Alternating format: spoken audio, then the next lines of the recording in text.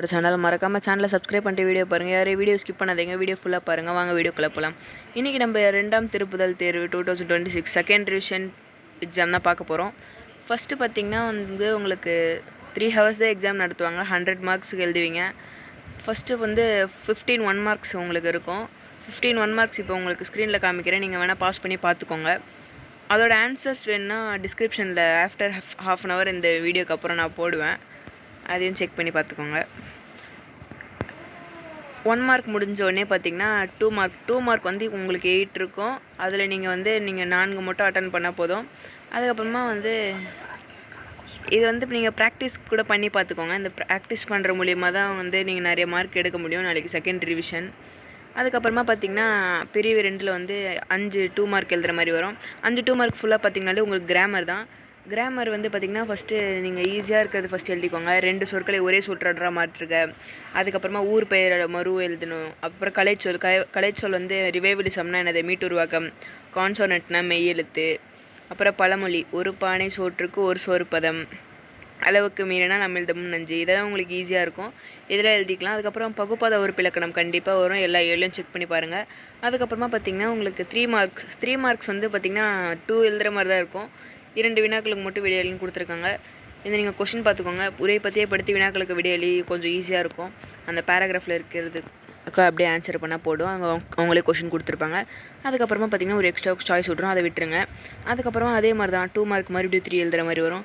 இது பார்த்திங்கன்னா புக் பேக்லேருந்து வரும். இப்போ அதாவது திருக்குறள், போயம் அந்த மாதிரி தான் வரும். இடம் சுட்டி பொருள் எழுதுக அந்த மாதிரி வரும். அடுத்து பார்த்திங்கன்னா இன்னொரு 3 மார்க் தான் 2 எழுதுகிற மாதிரி வரும். இது வந்து போயம் இன்சைட்ஸ்லேருந்து வரும். இது பார்த்துக்கோங்க. தீவகாணி விளக்குக அந்த மாதிரி. அடுத்து பார்த்திங்கன்னா 5 மார்க் தான். 5 மார்க் வந்து செய்யுள், உரைநடை, துணைப்படம், இது 3 தான் வரும். இப்போ ஃபஸ்ட்டு கருணையன் தாய் மறைவுக்கு வீரமாமுனிவர், இது ரொம்ப இம்பார்ட்டண்ட், அதை நல்லா படிச்சுக்கோங்க. அடுத்து பார்த்திங்கன்னா பள்ளி ஆண்டு விழா மலருக்காக நீங்கள் நூலகத்தில் படித்த கட்டுரை, அது வந்து கட்டுரையில் நீங்கள் எழுதியிருப்பீங்க, அது வரும். அதுக்கப்புறமா படிவம் 1 எக்ஸ்ட்ரா படிச்சு வச்சுக்கோங்க, அது கேட்கறதுக்கு நிறையவே சான்சஸ் இருக்குது. அப்புறம் காட்சியை கண்டு கவினுரையெல்லாம் வந்து இதெல்லாம் வந்து ஆப்ஷனல்லாம் கிடையாது, கன்ஃபார்மாக நீங்கள் எழுதி தான் ஆகணும், கம்பல்சரி கொஷினில் இருக்குது இதெல்லாம். அதுக்கப்புறமா கதவியன் 66, இதுதான் வந்து பார்த்திங்கன்னா உங்களுக்கு படிவமாக தருவாங்க. இதை தான் நீங்கள் படிவம் ஃபில் பண்ணுற மாதிரி இருக்கும். அந்த 4 படிவத்தில் ஒரு படிவம் தான் வந்திருக்கும். அந்த ஒரு படிவம் நீங்கள் கொஷினை படித்து கரெக்டாக ஆன்சர் பண்ணுங்கள்.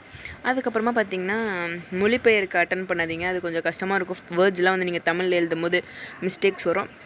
அதனால் நீங்கள் அந்த மாணவர் நிலையில் நாம் பின்பற்ற வேண்டிய அறங்களையும் அதனால் ஏற்படும் நன்மைகளை 5 எழுதுக, அது இருக்குல்ல, அது நீங்கள் எழுதிக்கலாம். ஈஸியாக தான் இருக்கும். அது உங்களோட ஓன் ஒப்பீனியனை அதில் நீங்கள் எழுதலாம், அதில் மார்க் போட்டுருவாங்க ஈஸியாக. அடுத்து பார்த்திங்கன்னா 8 மார்க் வந்து நீங்கள் 3 அட்டன் பண்ணால் போதும்.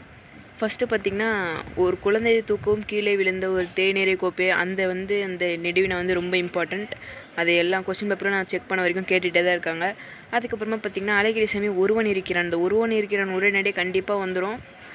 ஏன்னா இருக்கிறது மொத்தம் 6 இயல் தான், அதுலேருந்து இந்த ஒரு உரைநடை கண்டிப்பாக கேட்பாங்க.